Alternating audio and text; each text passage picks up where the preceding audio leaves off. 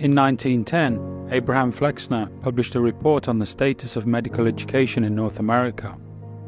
The report led to all forms of natural medicine being eliminated from medical schools and paved the way for the pharmaceutical industry to dominate Western medicine.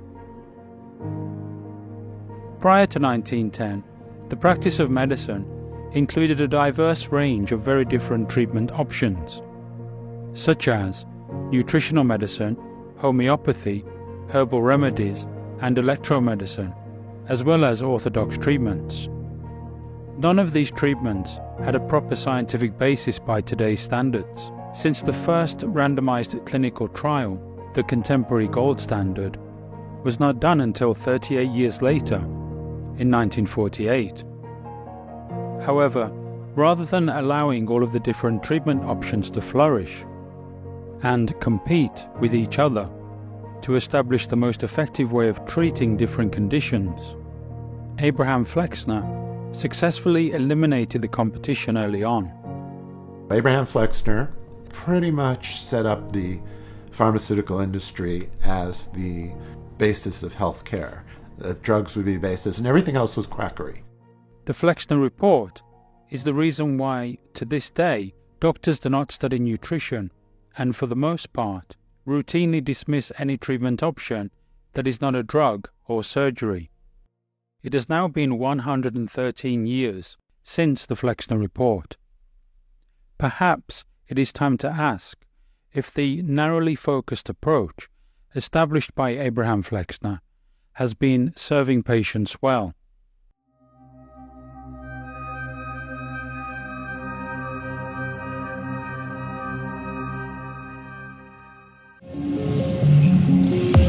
The pharmaceutical companies hiking the prices of drugs. Martin Shkreli is the former CEO of Turing Pharmaceutical, who's responsible for hiking the price of at least one drug by 5,000%. Are you going to change the price? No. Martin Shkreli, c'est un épiphénomène. Martin Shkreli is a phenomenon. He illustrates that the system is broken and that the drug ecosystem is completely money-driven. Du médicament. Richer and more powerful than ever, underpinned by its influence networks, the pharmaceutical industry stands unchallenged in its ability to dictate government health policies. The industry's power is comparable to that of a state. The pharmaceutical industry is so rich and so powerful. Its lobbying affects Congress greatly, and also the FDA. While the industry benefits hugely from publicly funded research, it manages to steer healthcare expenditure towards its most expensive medications. No good idea goes forward without a pharmaceutical company partner. And yet, the current pricing is absolutely indefensible, in my opinion. The pharmaceutical industry's main concern is now profit.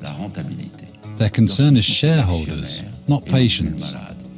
It's a very cruel business model, because if you can't pay for it, you don't get it. The battle against the COVID-19 pandemic has further whet the pharma companies' appetite. Has the pharmaceutical industry's thirst for profit become a threat to our public health systems? In order for some of us to wake up, we need a wake-up call. I've been living with chronic pain. I was diagnosed with lupus. MS. My right side of my body was paralyzed. I have a brain tumor. So it was stage 4, and that was a shocker. I had never heard of anyone living from stage 4. Unfortunately, in today's world, the stresses are 24/7, 365. So the net result is illness and disease. We have a sick care system where doctors and insurance companies are basically treating symptoms, but aren't really getting to root causes. They leave with every kind of medication, which then has a side effect, and so you basically become a victim twice. Okay, so believe the diagnosis. Now you can do something about it, but don't believe the prognosis. You know, if someone says, well, there's a less than 1% chance of recovering from the kind of cancer you have, and why couldn't it be you? What seems very, very clear to me is that my body wants to be healthy, but it's the head. It's the fear. I don't know who I am without being sick. In a way, we have more faith in the power of cancer to kill us than we have faith in the power of miracles, the power of infinite possibility. The body has a capacity to heal that I was never informed of as a medical student or resident. The best science of our time is now showing that every organ in the human body has the ability to heal itself. What we see here is belief itself shifts biology. So if I change my perception, I change the signals that are adjusting the function of the cell. The power of belief is almost everything. Your body loves you. It loves you unconditionally. It doesn't matter how long you've been sick, you can heal. These symptoms are brilliantly intelligent in waking us up. This life is as beautiful or as terrible as you make it. The Buddha said that every man and woman is the architect of their own healing. And that intelligence that's giving us life, it is the greatest healer in the world. All we have to do is get out of the way. I had to take so many pills a day. I had to have a machine tell me each time a day to take my meds. It ain't about taking this to get high. It's taking this to live. I'm alive again. The amazing power of cannabis is in that it helps to heal inflammation. Side effect is actually the pain relief. It's helping to heal the core of that problem. Pharmaceutical synthetic drugs, they never heal the core of the problem, and they're typically coming with other diseases. A lot of Christians speak that it inherently is an evil plant. That's not what my Bible says about God's healing plans of the world. It's a plant. It's an adaptogen. It adapts to the area that it's growing in, and it adapts to the people that use it. A lot of people think, well, how can someone be using cannabis to treat a condition? Isn't their function becoming impaired? And that's obviously not the case. When cannabis is dosed appropriately and people are getting relief from their more severe symptoms, then these other outcomes are improving. I did a cold extraction, so it's not been decarboxylated, but you do have high amounts of THC, which we're finding is better for pain, but it's non-psychoactive. He said, I can't keep you on this prednisone any longer. And so I said, well, let me try some CBD. And they had gummy bears and cookies, and I'm even using a soap now. I can move without pain, I can bend over. It's amazing what they do. And all with a little drop of oil. Cannabis has made a big, drastic change for me. If they make it into medicine, it can help. I just had an IEP yesterday with the school district, and they said that they don't find him autistic anymore. And I tell them, if you had seen him when he was 3, pretty much a miracle. I have seen animals that are having multiple seizures per month suddenly have no more seizures at all. So it's critically important that people get good information, that they get the right kind of advice before they try and give these sorts of products to their animals. We started giving him the cannabis, and he's still alive. It made a lot of sense to try it because it wasn't going to hurt him, but it had the potential to save him. We have a system that's saying you can't do what you need to do to take care of your health. A plant that I could grow in my backyard that has medicinal benefits, known to fight cancer, help seizures, help children with autism, ADHD, and chronic pain conditions. To take that away from me? So it's not just about the protection of our kids. It's about money. Don't ever make the mistake and think that it's not. It's $1 trillion industry. No one wants to kill the golden goose. It gave me life where there would have been nothing but pain and laying in bed and doing nothing. This power that we all have within us that sometimes is obstructed. If we can use cannabis to remove that obstruction and unleash that power, it's just incredible. It is very difficult to obtain permission to treat patients in the United States. We've been fighting this battle for way too many years. Without this treatment, my son will die. I remember sitting on her lap, looking up at her, wondering why she was crying. I was obviously just a kid. I think this country has the finest bureaucratic regulations in the world, and the other countries are way behind. Cancer is a major business in the country. If you have ideas that might in one way or another jeopardize that economic base, you fall into disfavor very quickly. You're suggesting that there may even be a conspiracy against cure in a country that has declared war on cancer. Without a doubt. What people go through with cancer, and since 1967 you've been saying, I can take care of that, and people are going, forget it, don't pay any attention. Are we that backward, doctor? Yes. Well, what do you mean? Yes. Are we that backward? Yeah. I was told I had a fatal cancer and that they would treat me for a while with chemo and radiation, but eventually I would die of the disease. Did you die from the disease? No, I'm here today, and I'm healthy and happy and so grateful to Dr. Brzezinski. Dr. Brzezinski saved my life. Do you believe you would be alive without Dr. Brzezinski? I know I would not be. Then 60 days later, we did another x-ray. Gone. Nothing in there. And, you know, what he discussed it with us, and it just made perfect sense that, you know, if you're not working for the FDA or the drug companies, there's a way to cure cancer.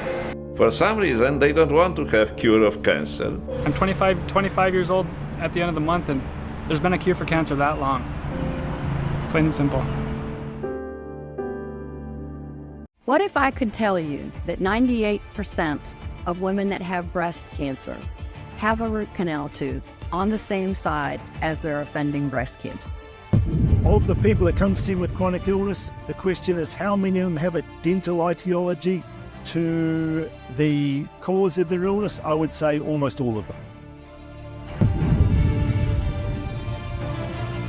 You can't resolve a problem if what causes the problem is continuing to shower in while you're trying to resolve the situation. If doctors did more of this, we could actually really help a lot more people, get a lot more people better, and do what our profession is supposed to do, which is help to heal people up.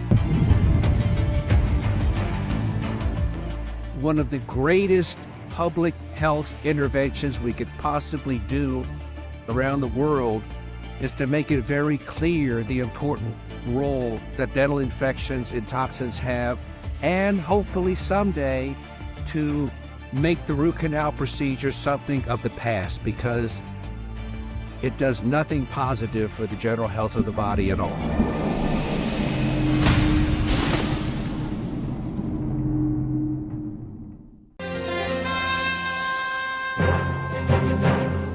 Each year, Americans spend $48 billion on alternative medicine. More than a third of that on herbs, vitamins, and other potions claiming to treat a variety of ills. I feel better than I've ever felt. So obviously something's working.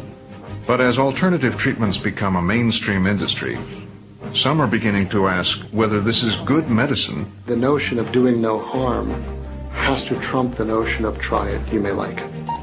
Or just good business. What's driving this, of course, is what drives everything, and that's money.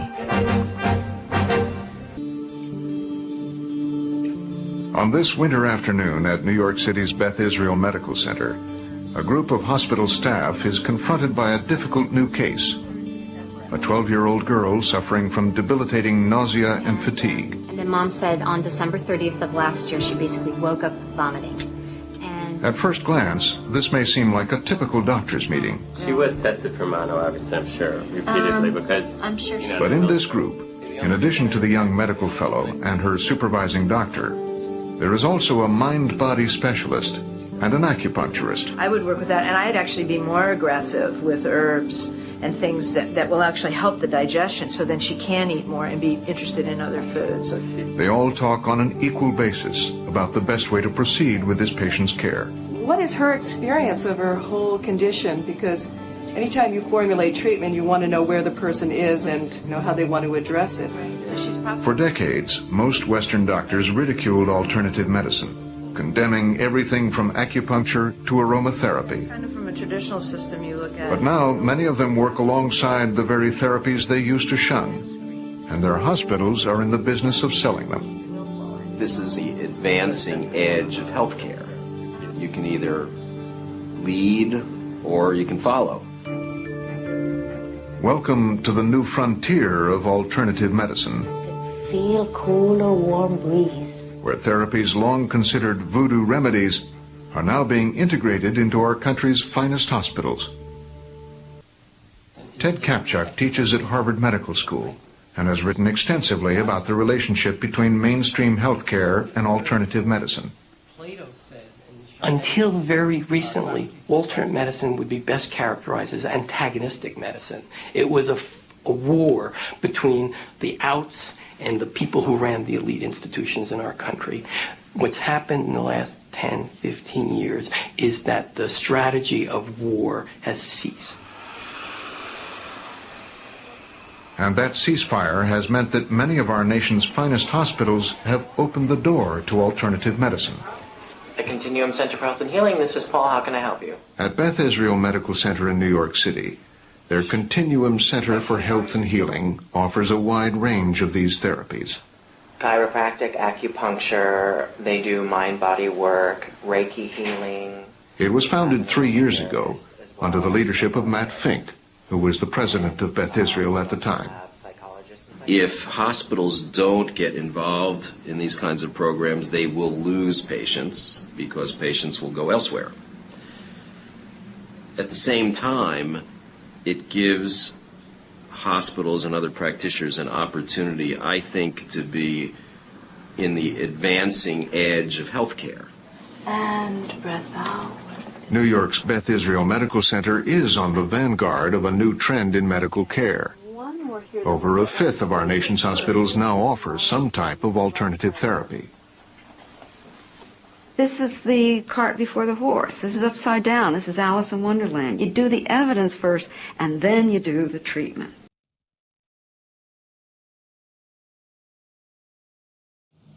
Worldwide, we're looking at approximately 350 million people with diabetes. There's no question that we're in the midst of a diabetes epidemic. Right now, 1 in 3 Medicare dollars is spent in the care of people with diabetes. 1 in 10 total healthcare dollars is spent on people with diabetes. There's no question that this is a major problem. What in particular is the correlation with the diet and diabetes? I'm not going to get into that. Into diet? No. My name's Kip. I'm a filmmaker from San Francisco and I have a confession to make. I'm a recovering hypochondriac. Like so many of us, I have a family history of diabetes, heart disease, and cancer. My dad had his first heart bypass at 49, his second at age 50. My grandpa died young from diabetes complications, and both my other grandpa and grandma died of cancer. I was always paranoid that I would also get one of these diseases. Like any good hypochondriac, WebMD Symptoms Checker was essentially my browser's homepage. Even in my teens, I took Metamucil every day and a daily aspirin. I read all the latest self-diagnosis books. I ate every multivitamin I could get my hands on, and I was obsessed with bodily functions. I followed all the large health organizations' recommendations for preventing disease. I exercise regularly, don't smoke, don't drink soda, get enough sleep, reduce stress, and grew up eating what I thought was a healthy diet. Until World Health Organization this morning has classified processed meat such as bacon and sausage as carcinogenic, directly involved in causing cancer in humans. Processed meat is clearly linked to an increase in cancer. Hot dogs or bacon could be just as dangerous as smoking cigarettes. The World Health Organization had looked at over 800 studies from 10 different countries, finding a direct link to consuming processed meat and cancer. Just one serving of deli meats daily increases your risks of colorectal cancer by 18%. I had no idea that what we ate affected cancer rates, but I never felt like I had eaten a lot of processed meats until I realized that processed meat includes hot dogs, bacon, sausage, salami, ham, pepperoni, cold cuts, and deli slices, basically everything I grew up eating. The World Health Organization classifies processed meat as a Group 1 carcinogen, the same group as cigarettes, asbestos, and plutonium, and classifies red meat as a Group 2 carcinogen. Was this like I had essentially been smoking my entire childhood? If processed meats are labeled the same as cigarettes, how is it even legal for kids to be eating this way? I thought this was new information, but many of these studies had been around for 50 years. I couldn't believe I'd been eating processed meats virtually my entire life and was just now finding out how dangerous they are. Why hadn't I been hearing about it from the American Cancer Society, the largest cancer group in the nation? When I went on their website, I was shocked to see that none of this information was featured on their homepage. But even more shocking, on their Eat Healthy page, they actually encouraged eating Group 1 carcinogenic foods like processed turkey and canned meats. This is after the World Health Organization reviewed over 800 studies definitively linking processed meat to cancer. Thank you for calling your American Cancer Society. My name is Sam. I'm a cancer information specialist. How may I help you today? Hi, I was calling because I was wondering why you all recommend people to eat processed meat on your website, which the World Health Organization has classified as a Group 1 carcinogen, which is in the same class as tobacco smoking, asbestos, and plutonium. This would be like a lung association having a how to roll your own cigarette section on their website. It's kind of the same thing.